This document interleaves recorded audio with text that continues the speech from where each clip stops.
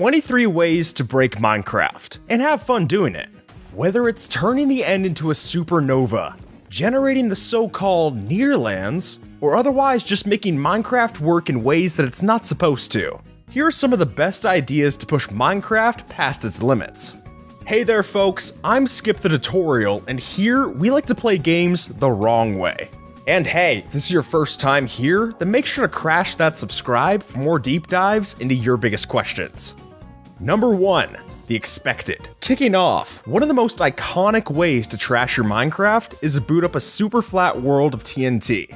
Now, the way that we ignite this can be any method that we want, whether it's a redstone block, a flint and steel, or just whatever we feel. Just pick your ideal way for the world to end, and let it happen. My only note is that, as your game becomes a slideshow, maybe turn down the volume a few notches. Otherwise, this will end up being 23 ways to mess up your eardrums. Number 2. Forest Fireball. So, for this one, we could just use any old forest bio, but a buffet-style jungle map is really my favorite for the method. And we can take in the beautiful scenery all we want, it's not exactly breaking Minecraft. To do that, we'll need to summon in a ghast fireball by itself, making sure to tweak some of its properties. By beefing up the explosion power tag in the NBT data to anywhere between 50 to 100, we can really do some damage to the landscape and our PCs. From there, we just sit back and watch the flames spread as the frames drop. And frankly, if we just wanted to instant crash the game, then we could just puff up the explosion power to crazy heights, like 100,000 instead of 100. But that doesn't quite offer up the same spectacle. And honestly, some people just want to watch the world burn. Number 3. Lose a life bar. To take this one on, we'll need to have no life. And while that's not hard to do in the real world, our health bar in the game makes it a bit more complicated. In that case, we can use this command to give ourselves a permanent stone button that'll remove all of our health bar. Why? I'm not quite sure, but if we walk around with no life bar for just a little bit, then all of a sudden, we'll just randomly die and have no way to respawn. Number 4. Crashing crypto. Before the market bottoms out, we'll need to pad out our accounts with some super secure currency. And for this occasion, I've decided to use my personal favorite cryptocurrency, but you can use any transactional item that you want. And what we'll be doing here is dragging through our stacks across every single slot of the chest evenly. After that, we can close out a 1 and then control click on the first one to get another copy, this time of the filled chest. So, to really fatten up our investment, we can drag stacks of this new item across each and every slot of the new chest, and then continue that over and over until the blockchain starts to give out. What we're doing here is essentially creating a Russian nesting doll situation, and however many layers that we go deep, that's all up to your RAM. Number 5. Farlands or bust. The Farlands are a legend of Minecraft world generation, dating back to some of the earliest versions of the game. And while we could boot up one of those versions and then start up an 8-year-long Let's Play to try and reach the Farlands, there's actually a way for us to do this in 1.14. Using a fabric mod from user Genie, we can re-enable the Farlands in recent versions. And that'll remove the teleport limit so that we can go millions of blocks away from spawn to just see these things for ourselves. And while the strange world layout is pretty cool, it's nothing new, and there's actually more that we can do without the block limit. In a super flat world like this, you can see that at a certain point, the lighting engine will just stop working. And we get this really strange effect where certain light sources have no effect on the pitch black. And after exploring all of this and seeing exactly what can go wrong, it's kinda easy to see why the limit was added in the first place. Number 6. Gaming Week! If you're one of the millions that's been watching PewDiePie's latest Minecraft videos, then you're probably hoping Sven stays alive for the series to continue. But with just how reckless Felix can be sometimes, that pup is in constant danger. So, to make sure the series lives on, we can set up this command block contraption to get a couple of extra Svens for Pews to hang out with. And don't worry about not getting a good enough look at them, because after a while, that'll be the only frame your computer screen shows. Number 7. Breaking bank. Now with a recession coming up, it's best that we get our money out of the local banks and safe into our inventory. For that, we'll need to bust the items out of each and every one of our chests and make sure that the wealth stays secure.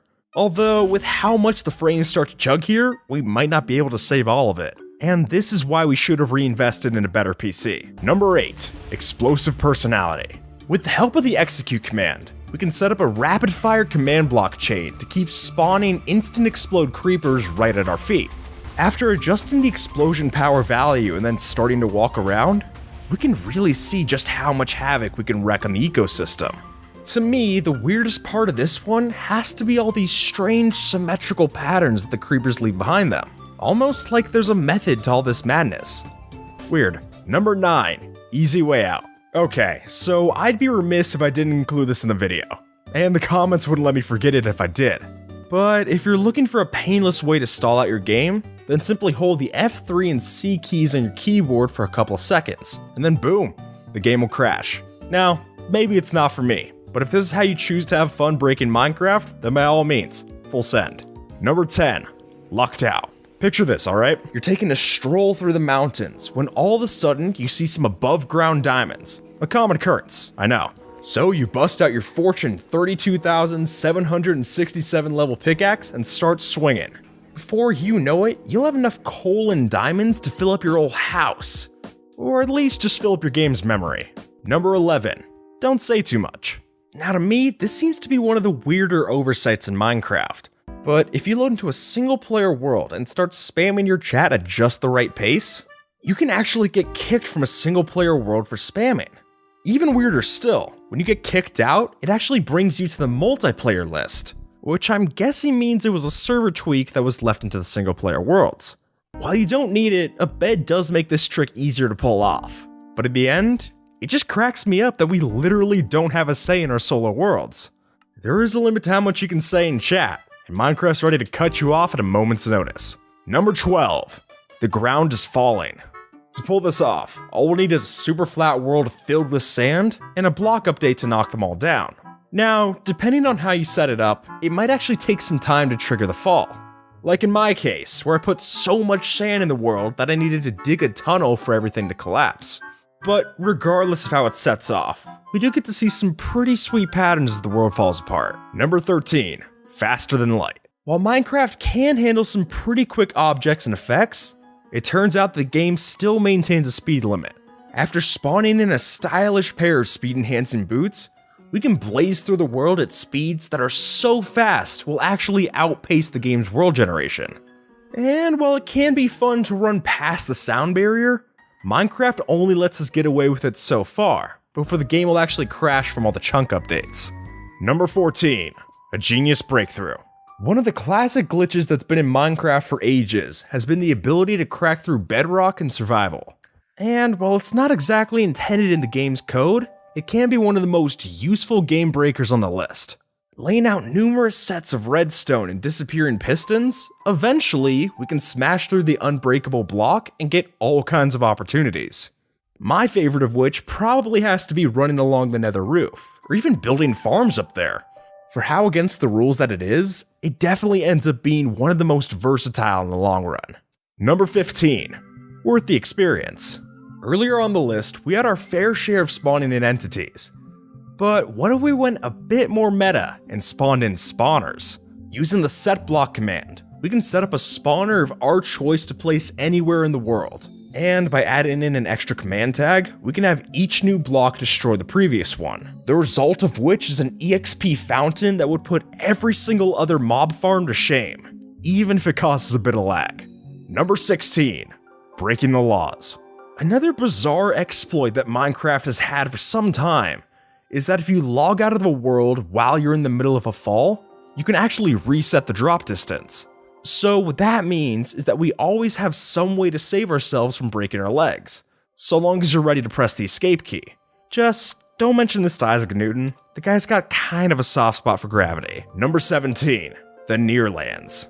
One of the coolest questions to answer in Minecraft is, what exactly happens to your world when the computer runs out of space? Well, with the help of an external filled drive, this is actually pretty easy to test. If we run an instance of Minecraft on that filled drive, in that case, it'll start to make the way the game loads through chunks kinda freaky. As you log out and log back in, you'll start to notice that chunks will get repeated at weird intervals all across the map. And it only gets worse and worse the more that we play around with it. The best part, freeing up some space can actually leave these changes permanently. I mean, you can keep a copy of the Nearlands for yourself near and dear.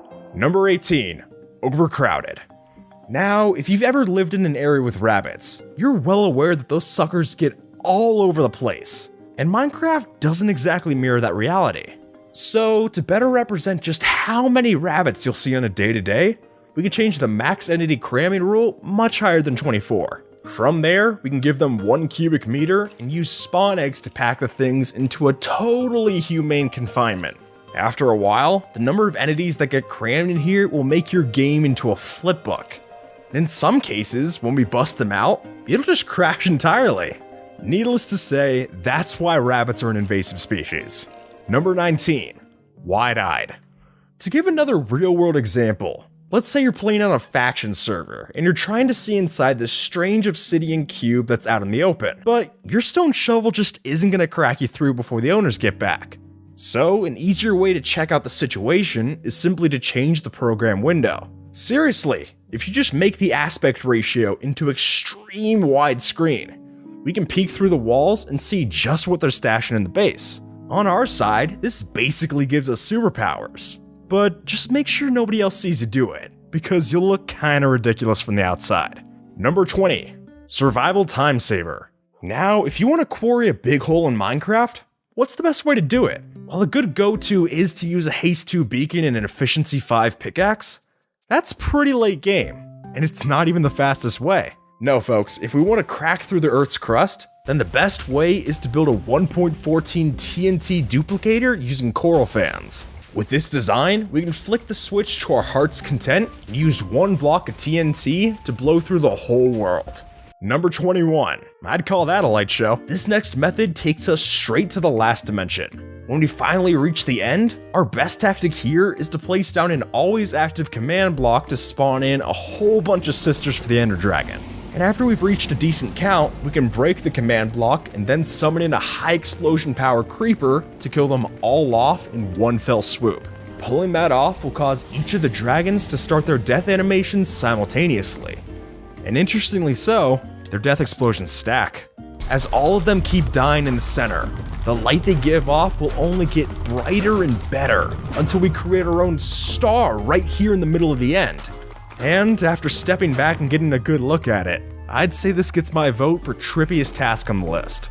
Number 22, out of the box. After spawning in a world chock full of rails, here's where we can actually push Minecraft past its physical limits. If we teleport millions of blocks away to the world's border, we can set up a minecart with a furnace to help push us to the end. And as we're riding along to the edge, we just need to shrink the border right as we get close to it. And that'll help us get past the 30 million block limit. And as AntVenom shows, we can use this method to get to the true end of Minecraft's world generation. This is what the end of the world looks like, folks. Get a good look at it. Number 23. So, after breaking your game in all those different ways, I guess you're probably expecting something big at the end of this cave. But no, I'm just trying to do some mining, enjoy my afternoon, and oh, look at that. Looks like I broke Minecraft. With that, those are 23 of my favorite ways to break Minecraft. But if you know of any other fun ones, then let me know in the comments below. And hey, if you're interested in seeing more games played the way that they're not supposed to be, then glitch out that subscribe for more videos. And break this one over here to see us take on Minecraft if every block looked the same. But until next time, take care, and you have a good one, alright?